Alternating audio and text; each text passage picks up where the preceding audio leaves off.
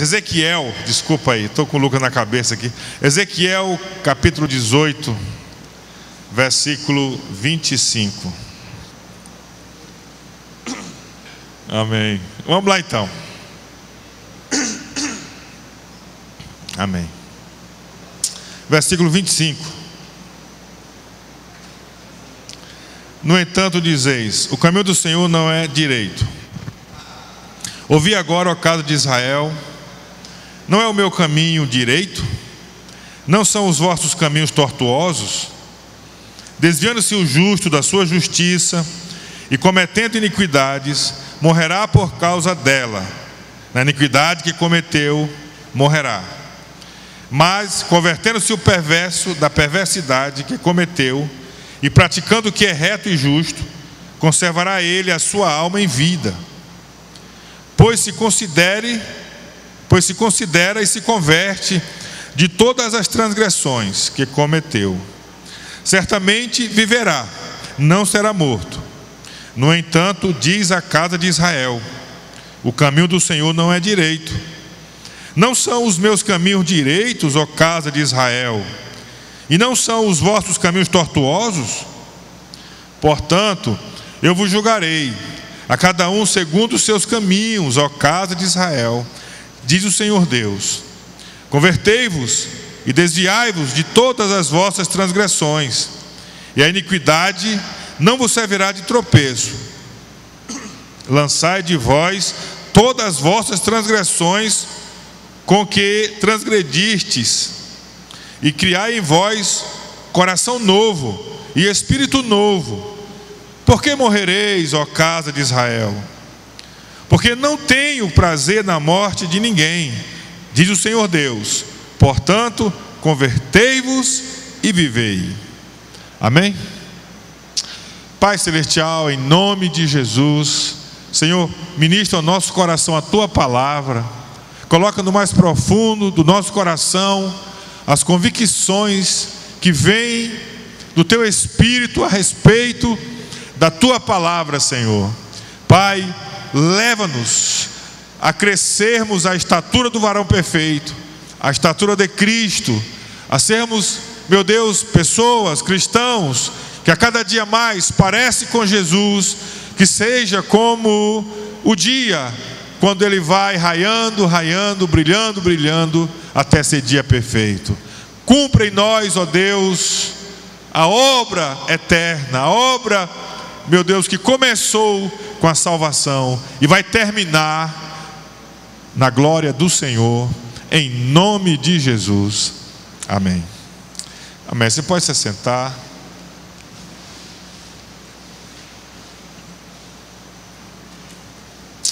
Irmãos, eu quero falar um pouquinho com os irmãos nessa noite sobre o tema crenças populares versus a Bíblia. Crenças populares versus a Bíblia. Ou o caminho dos homens e o caminho de Deus, como você queira. O caminho dos homens e o caminho de Deus. O Senhor está mostrando, através do profeta Ezequiel, a sua vontade, a sua justiça para Israel, para os homens. Mas eles começaram entre eles a permitir um pensamento, uma ideia, pelo qual eles questionavam a justiça de Deus. O Senhor, a questão principal, o centro da controvérsia dos homens com Deus, era que o Senhor estava dizendo: o filho não vai sofrer a condenação do pai, mas o pai vai sofrer a sua própria condenação pelos seus erros, e o filho também vai sofrer a condenação pelo seu próprio erro. O filho não vai levar a culpa do pai. A alma que pecar, cada pessoa individualmente vai responder pela sua injustiça. E o Senhor continuou dizendo a Israel que se o pecador, se o transgressor, o desobediente, o rebelde, se ele se arrependesse do seu erro, do seu pecado, da sua maldade,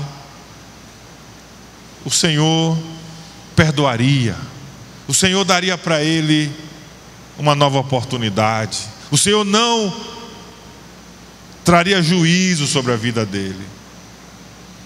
E por outro lado, o Senhor estava dizendo a Israel: olha, o justo, a pessoa que faz o que é correto, o que é certo, mas se ela transgredir, se ela pecar, ela foi justa a vida inteira, mas se chega um momento, uma altura da sua vida, que ela desiste, que ela para de praticar a justiça, o Senhor está dizendo: ela vai morrer. Ela vai morrer por causa do seu pecado. E diante dessa palavra do Senhor, o povo dizia: o caminho de Deus não é justo. O caminho de Deus não é correto. Eles estavam discordando da palavra do Senhor, da palavra de Deus. Então o Senhor, ele começa através do profeta, a falar da sua justiça, a falar da sua verdade, a falar do seu propósito, a falar da sua palavra verdadeira. Hoje em dia, irmãos, existem muitas crenças populares, existem mitos populares, existem afirmações populares que aparentemente, quando a gente ouve, parece que é justo, parece que é correto, parece que é certo. E por parecer que é correto, por parecer que é certo, muitas vezes a gente reproduz aquele pensamento, a gente reproduz aquela ideia, e a gente não tem uma reflexão, às vezes um pouco mais profunda, sobre o que nós estamos declarando. Mas porque muitos estão falando, tornou-se popular, de repente nós estamos repetindo as mesmas frases e achamos que é correto, que é justo, que é certo. Mas quando nós trazemos a luz da Bíblia, como nós trazemos muitas coisas, muitas frases, muitos pensamentos, muitas ideias, à luz das Escrituras, não subsiste. Porque chega um ponto que nós vamos ter que decidir se os homens estão corretos, se a cultura está correta, se a crença popular está correta, ou se Deus está correto, ou se a palavra está correta, ou se Jesus está correto. Nós vamos precisar decidir de fato quem é que é justo na história. E aqui o Senhor está dizendo para Israel: seria o caminho de vocês correto? Não seria o caminho de vocês tortuosos? Em outra passagem, a Bíblia diz: seja todo homem mentiroso e seja Deus verdadeiro. Você pode dizer glória a Deus? Como diz aquele cântico: Deus nunca erra, Deus nunca morre. Então nós vamos repartir 3 exemplos apenas, que são crenças, ideias humanas, mas que não tem respaldo bíblico. E às vezes cria-se uma conotação forte, principalmente porque assume um papel às vezes político, de uma ideologia. Aí porque às vezes está de acordo com a nossa ideologia, ou com o nosso partido, com as pessoas que nós temos simpatia, a gente começa a repetir aquilo achando que está correto. Então, uma dessas frases é: bandido bom é bandido. Como é que você completa essa frase? Bandido bom é bandido?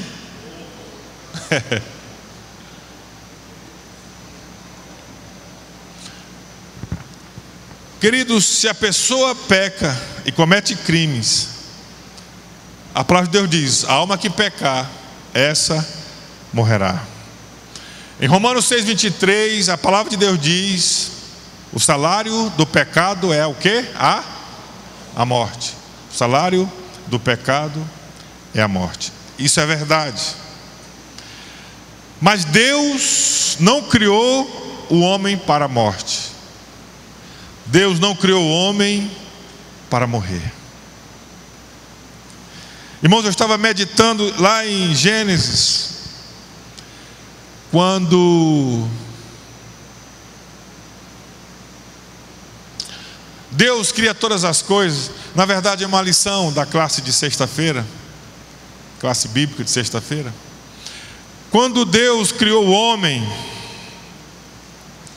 e Ele colocou a árvore do conhecimento do bem e do mal, e essa árvore, ela era para que o homem entendesse que ele era homem, e que ele tinha limites, que somente Deus era Deus Altíssimo, poderoso, ilimitado, e que o homem deveria saber que ele tinha limites, e que ele deveria ficar dentro do limite de ser humano, e para isso ele precisava obedecer.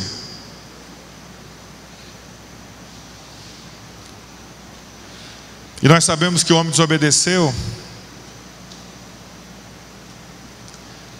e a palavra era: se vocês comerem, vocês certamente morrerão.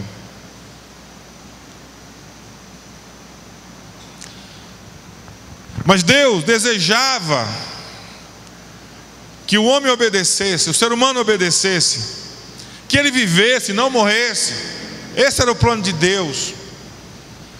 E fica bem claro, porque Deus não disse para Adão e Eva: olha, não coma da árvore, porque vocês vão morrer. Aí Deus não disse assim: mas se vocês comerem, desobedecerem, aí eu vou perdoar vocês, vou mandar meu filho para salvar vocês. Então se vocês falharem. Deus não disse isso. Deus não explicou isso para o homem. Ele disse: não coma. Se vocês querem viver, se vocês querem estar dentro do meu plano, da minha vontade, da minha comunhão, se vocês querem estar como adoradores, como amigos, como filhos, vocês precisam simplesmente obedecer esse item que eu estou lhe pedindo. Deus nos criou para a vida. Deus nos criou para a comunhão, para o relacionamento, para a vida. Deus não nos criou para a morte. Deus nos criou para a vida. E aqui em Ezequiel, o Senhor diz que não tem prazer na morte do ímpio, na morte de ninguém, na morte de nenhuma pessoa. No versículo 32: porque não tenho prazer na morte de ninguém, diz o Senhor Deus, portanto convertei-vos e vivei. Então, queridos, bandido bom não é bandido morto. Bandido bom é bandido convertido, é bandido transformado, é bandido quebrantado, é bandido com um novo coração, com a nova natureza. Bandido bom é bandido transformado. Você pode dizer glória a Deus?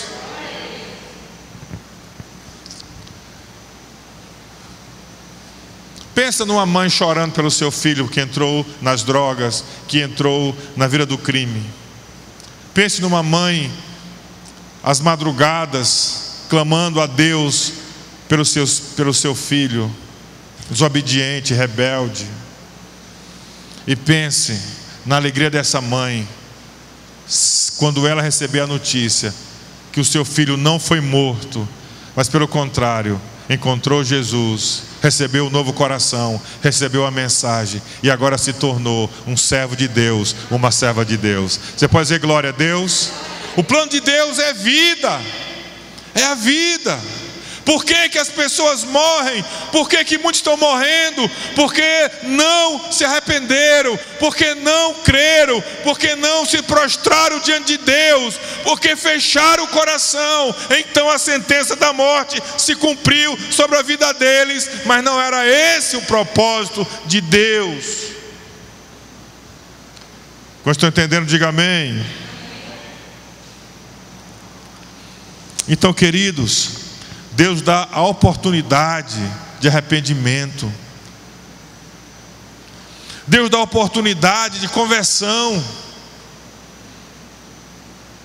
Deus estava dando aqui a Israel uma oportunidade de conversão, uma oportunidade de arrependimento.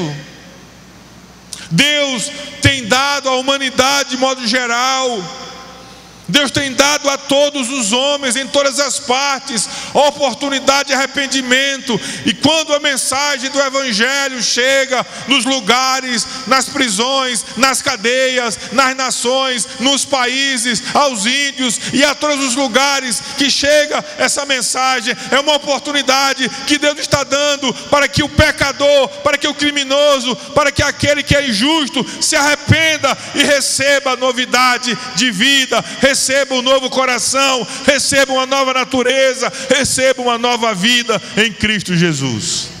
Você pode dizer glória a Deus? Deus quer trazer vida, porque se o salário do pecado é a morte, mas a vida eterna, a vida abundante, ela nos é dada através de Cristo Jesus, nosso Senhor. Em João 1,9, 1 João 1,9, foi o versículo da classe bíblica de hoje, dos adultos.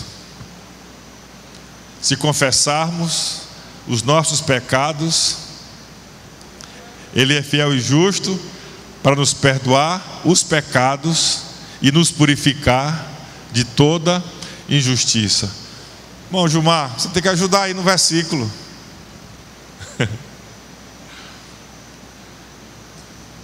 Se confessarmos os nossos pecados a Deus, Ele é fiel e justo para nos perdoar os pecados, nos livrar da condenação, nos livrar da morte. Você pode dizer glória a Deus? Mas continua, nos perdoar os pecados e nos purificar de toda injustiça.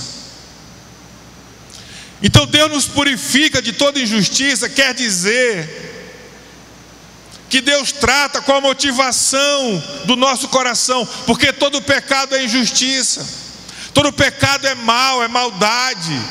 Então Deus nos purifica de toda injustiça. Deus então Ele trata com o nosso coração, Ele trata com a nossa motivação.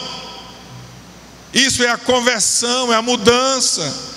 O sangue de Jesus também não só nos perdoa, mas transforma o nosso comportamento, transforma os nossos valores, transforma a nossa vida, nos purifica de toda injustiça. Ele transforma o nosso interior de tal maneira que não desejamos mais o pecado, não desejamos mais o crime, não desejamos mais o injusto, mas agora desejamos a santidade, a verdade e a justiça de Deus em nossas vidas. Amém, queridos? Então, não só recebemos o perdão, mas de Deus recebemos também a transformação. Deus não só nos perdoa os pecados, Deus também transforma o nosso caráter. Você pode dizer glória a Deus? Um evangelho que só fala de perdão não está completo. O Evangelho também nos fala de transformação, mudança de natureza, mudança de caráter. Diga glória a Deus. Irmãos, se o Senhor não tem prazer na morte de ninguém, nem na morte do bandido, nem na morte do ímpio, faz sentido quando Jesus diz assim: Orai pelos que vos perseguem. Orai pelos seus inimigos. Ame os seus inimigos. Irmãos, uma das coisas da igreja perseguida que é muito interessante é que muitas vezes, quando nós pensamos em orar pelos irmãos da igreja perseguida, uma das coisas que nos leva, que nos motiva a orar é para que Deus, olha aqui para mim, livre a vida deles, que o Senhor livre eles da prisão. Não parece uma oração óbvia? Amém? Quem está na prisão injustamente deve ser solto. Quem está sofrendo deve, assim que for possível, tirar essa pessoa do sofrimento e da prisão. Olha aqui para mim, por favor. Então nós oramos, fazemos essa oração: Senhor, guarda o irmão, livra o irmão da cadeia, da prisão injusta. Senhor, abençoa aquele pastor para que ele não seja preso. Senhor, guarda a vida dele. E alguns ainda acrescentam: Deus, manda juízo sobre aqueles perseguidores. Senhor, tira a vida deles. Às vezes os crentes fazem essas orações. E aí eu me lembro da história das velhinhas lá em Cuba, orando pelos cristãos perseguidos em Cuba. Algumas velhinhas oravam assim: Senhor, salva Fidel, salva Fidel. Depois elas paravam e diziam assim: não, Senhor, mata Fidel, mata Fidel. Porque Fidel perseguia os cristãos. Essa oração não foi ouvida, né? O homem viveu até quase 100 anos. Mas Jesus está nos ensinando, irmãos. Olha aqui para mim. Está nos ensinando a orar pelos que nos perseguem, a orar por aqueles que são nossos inimigos, aqueles que nos fazem o mal. Quando nós oramos por aqueles que nos perseguem, quando nós oramos por aqueles que fazem o mal, nós estamos demonstrando que nós somos filhos de Deus, porque Deus, Ele faz também o bem sobre os maus e os bons. Deus não distingue. O sol nasce para todos, a chuva vem para todos, Deus faz chover sobre todos. Quando nós praticamos o amor, quando nós oramos pelos inimigos, pelos que nos perseguem, nós estamos demonstrando que nós temos um novo coração, uma nova natureza, um novo caráter. Demonstramos que temos o Espírito de Deus, que temos um novo coração, que somos uma nova criatura. Você pode dizer amém, querido? Então a oração dos irmãos da igreja perseguida é: ore pelos nossos opressores, ore por aqueles que estão nos perseguindo, ore por eles, ore pela salvação, pela conversão deles, ore para que haja uma renovação, haja uma libertação sobre eles. Ore por aqueles que nos perseguem. Não, e alguns dizem: não se preocupem em orar para que a gente saia da cadeia, para que a gente saia da prisão. Não se preocupem em orar por isso. Ore para que a gente suporte a dor, suporte a dificuldade, e ore para que Deus transforme a vida desses que nos perseguem. Deus quer que todos sejam salvos. Deus não tem prazer na morte do ímpio.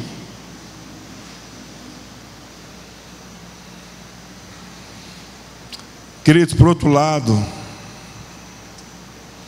isso quer dizer, irmãos, que qualquer pecador pode ser transformado.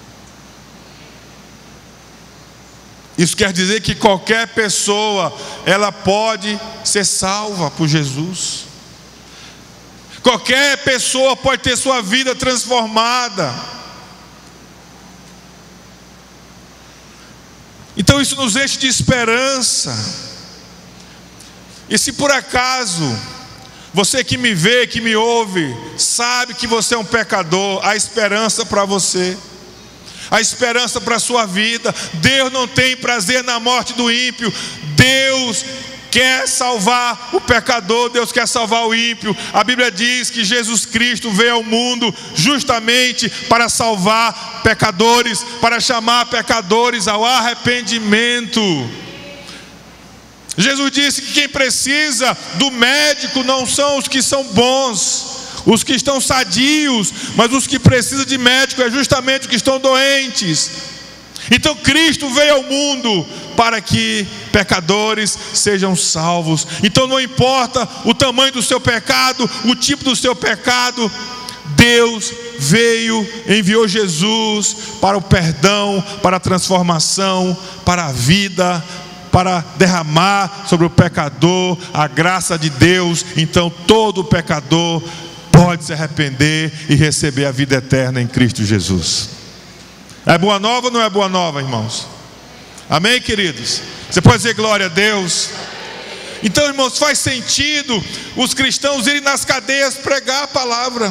Faz sentido os cristãos irem nos prostíbulos pregar a palavra. Faz sentido o cristão pregar para o drogado. Faz sentido o cristão pregar para as pessoas que são consideradas escórias da sociedade. Faz sentido porque Deus não tem prazer na morte do ímpio, e o Senhor quer que todos vivam e recebam a vida eterna. Você pode dizer amém? E uma segunda crença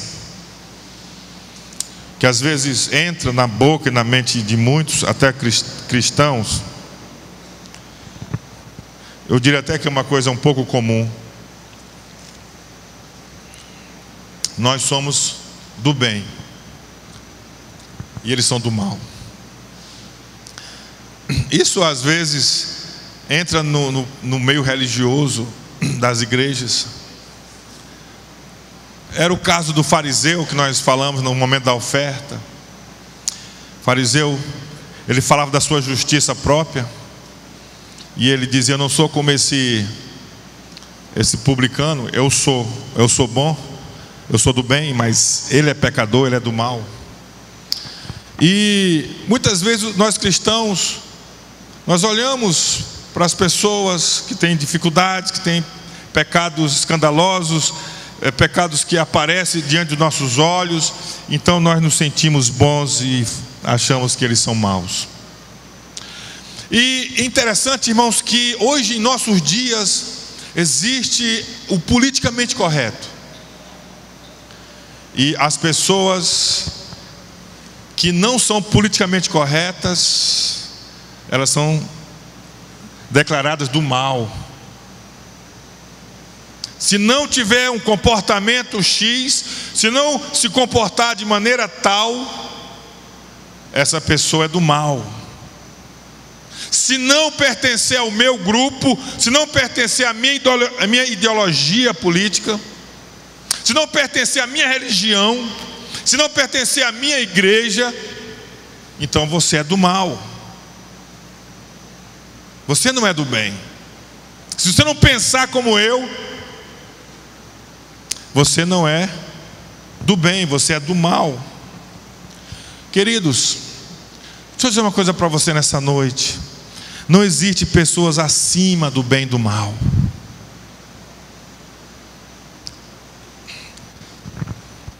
Só existiu um acima do bem e do mal. O nome dele é Jesus Cristo de Nazaré. E não houve outro antes dele, não haverá depois. Ele é o único, porque ele é o mesmo de ontem, de hoje e o será para sempre. Abaixo de Jesus, todos nós somos sujeitos ao mal, todos nós somos sujeitos à corrupção, todos nós somos sujeitos ao engano, todos nós não enxergamos tudo que deveríamos enxergar. Todos nós, todas as pessoas têm esse limite nas suas vidas. Queridos, Assim como o ímpio pode se converter, o pecador pode se converter, o mal pode buscar um arrependimento, da mesma forma o justo pode errar o caminho.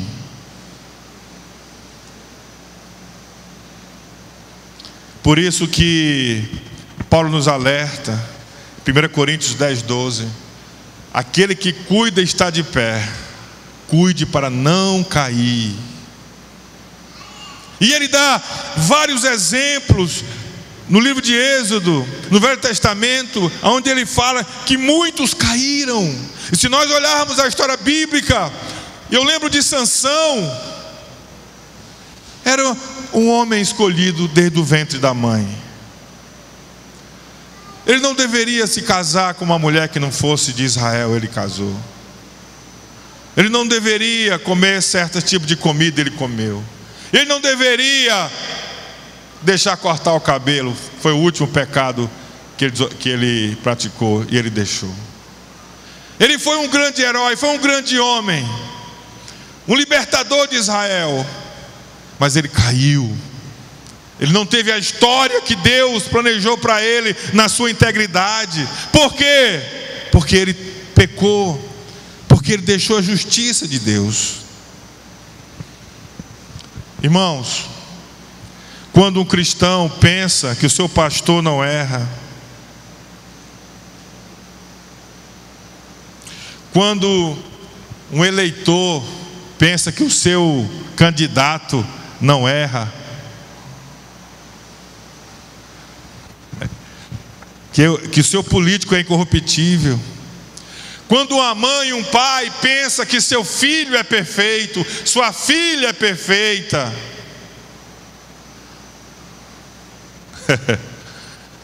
irmãos, estamos criando ídolos. Estamos criando em nossa imaginação pessoas que não existem. Estamos sendo idólatras. Estamos querendo colocar sobre alguém, sobre uma pessoa, sobre algo que só pertence a Jesus, que só pertence a Deus. Somente Ele é perfeito, somente Ele é justo, somente Ele é santo, somente Ele é impecável, somente Ele não cai, somente Ele permanece para sempre, somente Ele é o Senhor dos senhores e é o Rei dos reis, somente Ele é toda sabedoria, é todo conhecimento, é todo amor, é toda justiça, somente Jesus, e não há nenhum outro nome que seja capaz de receber, de assimilar todas essas coisas sobre si.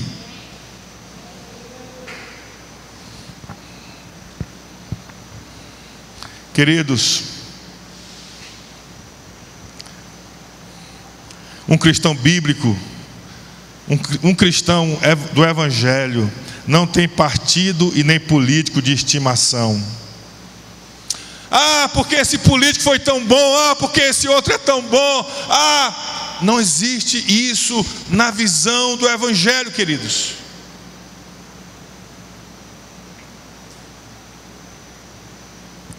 Se alguém que nós escolhemos para assumir um cargo público com uma bandeira que nós apoiamos,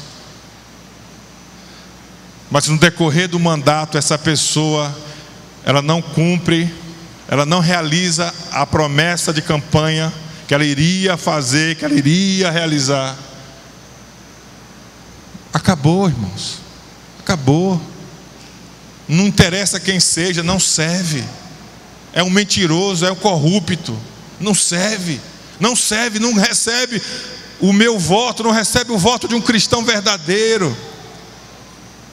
Não recebe, não existe nenhuma ideologia, não existe nenhum homem, nenhuma pessoa que se sobressaia e que nós então prestamos uma obediência cega. Não tem isso. A nossa obediência é o Evangelho, é a justiça de Deus, é a palavra de Deus, e tudo aqui na terra que diz respeito à condução humana são relativas, mas a palavra de Deus, ela é eterna, a palavra de Deus permanece para sempre. Deus está certo, a palavra está correta, ela é a nossa regra de fé e de conduta. Nós nos dirigimos pela luz da palavra do Senhor. Você pode dizer glória a Deus?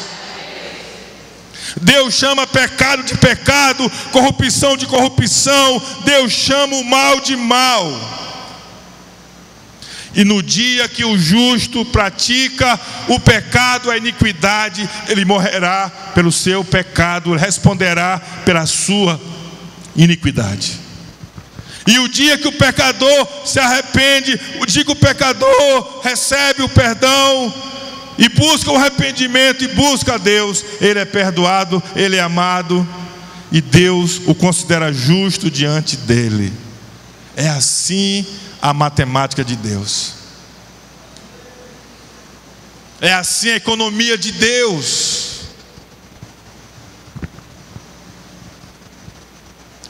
Quando estão entendendo, diga amém.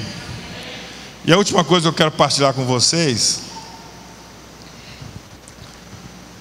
é aquela famosa frase que a gente ouve muito.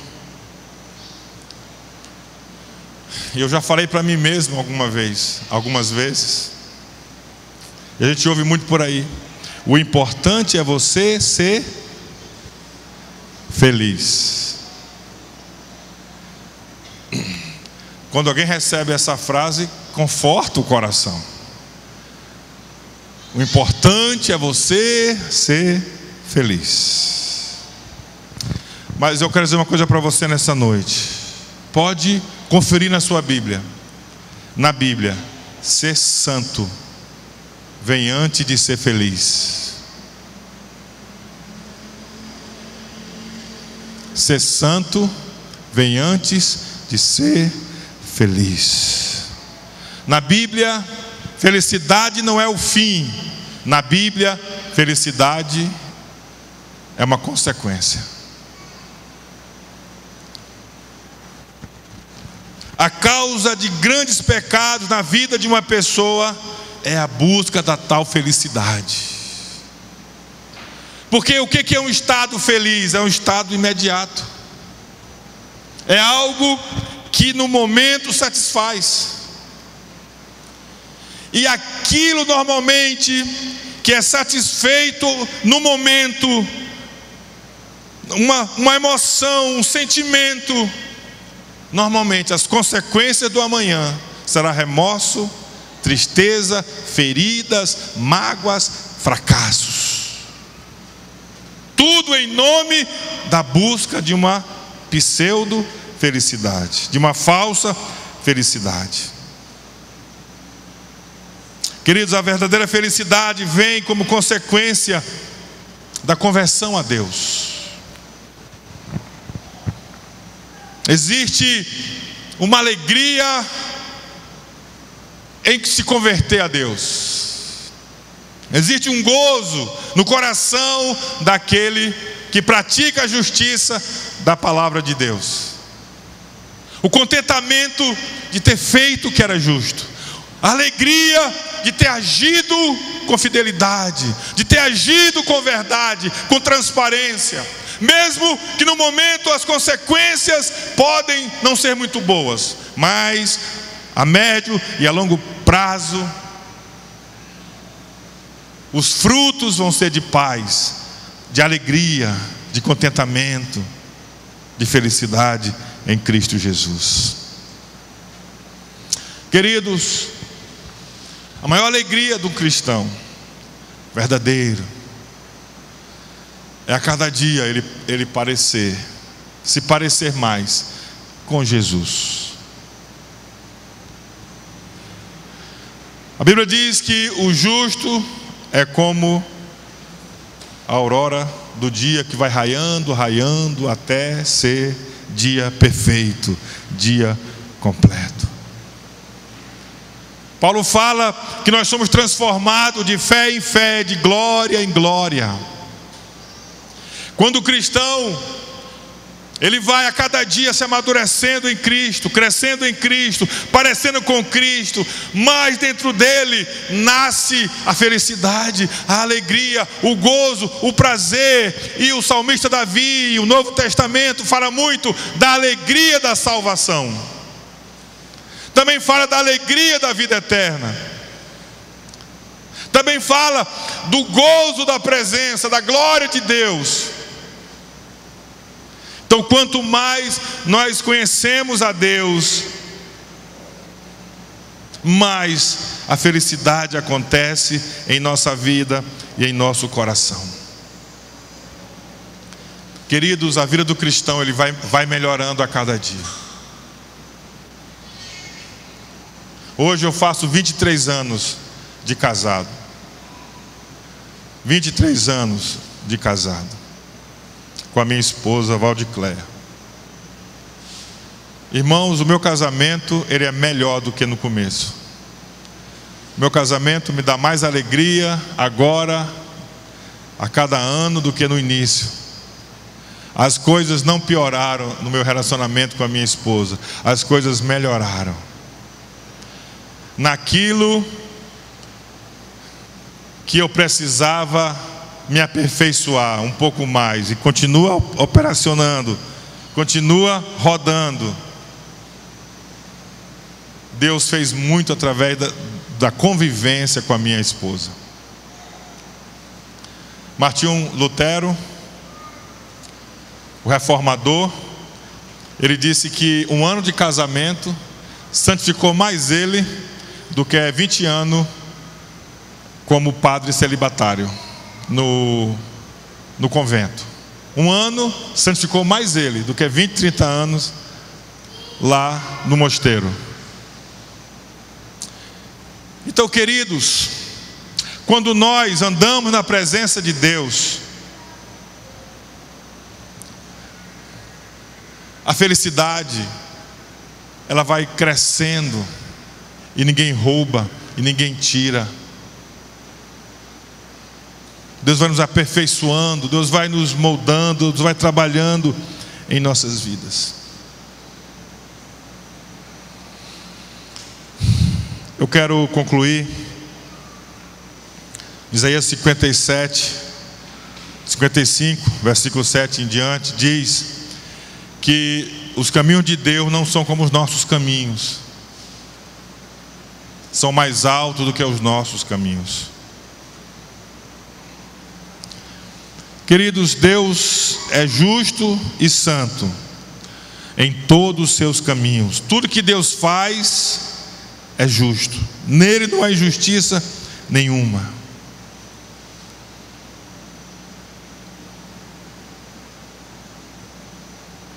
Se você rejeitar o caminho de Deus demonstrado na sua palavra, então você tem o seu próprio caminho. Então você está discordando de Deus. Você está se rebelando contra Deus. Você tem a sua própria justiça. Você é justo aos seus próprios olhos. Você faz aquilo que você acha que é certo. Você combate contra Deus. E se você combate contra Deus, um dia você vai se encontrar com Ele. Face a face.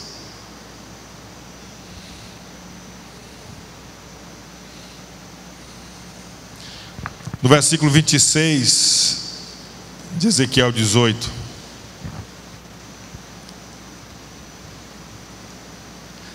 desviando-se o justo da sua justiça e cometendo iniquidade, morrerá por causa dela. Na iniquidade que cometeu, morrerá. Mas, convertendo-se o perverso da perversidade que cometeu e praticando o que é reto e justo, conservará ele a sua alma em vida. Pois se considera e se converte de todas as transgressões que cometeu, certamente viverá, não será morto. No entanto, diz a casa de Israel: o caminho do Senhor não é direito. Não são os meus caminhos direitos, ó casa de Israel? E não são os vossos caminhos tortuosos? Versículo 30. Portanto, eu vos julgarei a cada um segundo os seus caminhos, ó casa de Israel. Diz o Senhor: convertei-vos e desviai-vos de todas as vossas transgressões, e a iniquidade não vos servirá de tropeço. Então, queridos, o que vale para Deus é o presente, é o agora. O que vale para Deus é o hoje. O que vale para Deus a esse exato momento aqui.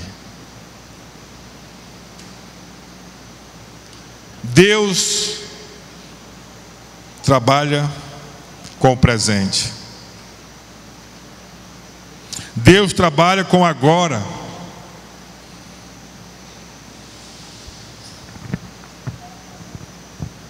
Deus não trabalha com o seu passado. O seu passado não determina o seu relacionamento com Deus. Mas também Deus não trabalha com o futuro. Ou seja, promessas para Deus pouco vale. Promessas do amanhã para Deus pouco importa. Deus, amanhã eu farei assim. Deus, amanhã, Deus, amanhã, depois da manhã, um dia, quem sabe, quando eu estiver velho, não sei o que. Isso não vale para Deus. Não tem significado nenhum diante de Deus. O que vale é o agora. O que vale é esse momento. Concluindo, resumindo, se você é um pecador, se você tem pecados não abominados, não rejeitados ainda, se arrependa, se arrependa, se arrependa agora, se arrependa hoje, lance fora da sua vida agora, em nome de Jesus. Se converta ao caminho do Senhor, e Deus vai hoje, pelo sangue de Jesus, tornar você inteiramente justificado, perdoado, liberto e salvo pelo sangue de Jesus.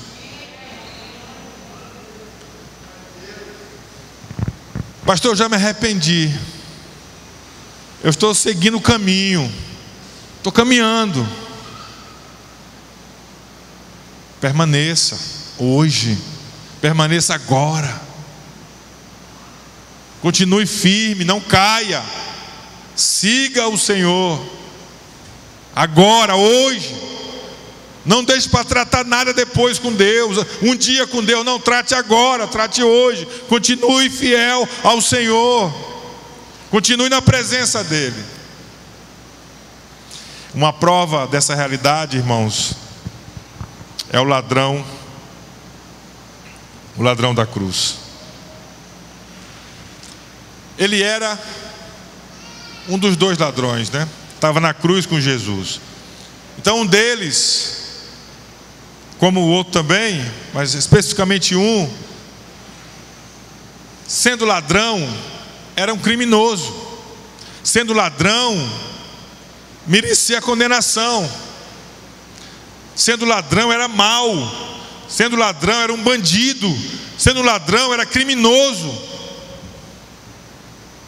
O passado dele era terrível, era negro, era vergonhoso. Mas ali do lado de Jesus na cruz, naquele momento, no agora dele, na oportunidade dele, no momento dele, ele olha para Jesus, reconhece em Jesus o Cristo, reconhece em Jesus o Salvador, o Messias. E ali ele reconhece quem é ele, reconhece quem é Jesus, e pede para Jesus, invoca Jesus: lembra-te de mim quando entrares no teu reino. E o agora dele fez com que naquela mesma noite, naquele mesmo dia, ele estivesse com Jesus no paraíso. O agora, o arrependimento, a conversão, o agora, o momento, o já de Deus aconteceu ali na cruz para aquele ladrão. Ele foi salvo por Jesus. O agora, o já. Amém? Então Deus é o Deus do agora, querido. Deus é o Deus do já. Deus é o Deus desse momento. Deus é o mesmo de ontem, hoje, eternamente. Deus está sempre no presente. O sangue de Jesus está sempre no agora sobre nós. O Espírito Santo está sempre agindo nesse exato momento em nosso coração, em nossa vida. Deus é o Deus do agora. Então agora, você pode receber de um novo coração, de uma nova vida, da vitória, da graça, amém? Da comunhão total do Senhor na sua vida, em nome de Jesus.